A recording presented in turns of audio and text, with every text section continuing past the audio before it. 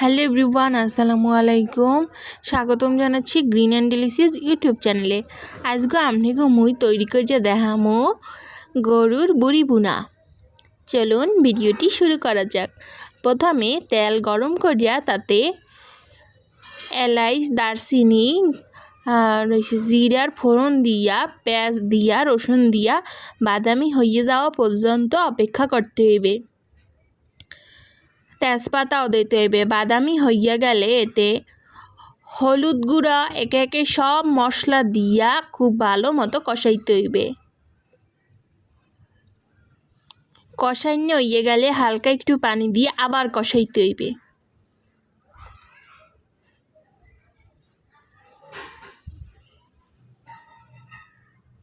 তারপর যখন তেলটা উপরে বাইসে উঠবে সেই সময় গরুর বুড়িগুলান দিয়া আবার হেডেল লগে কষাইতে হইবে মশলার লগে। কষাইনে হইয়া গেলে পানি দিতে হইবে। পানি দিয়া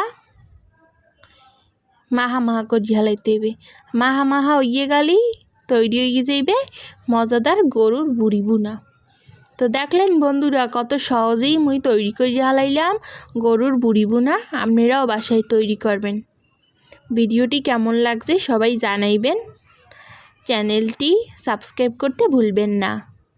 দেখা হবে নতুন কোনো ভিডিওতে। Bye bye.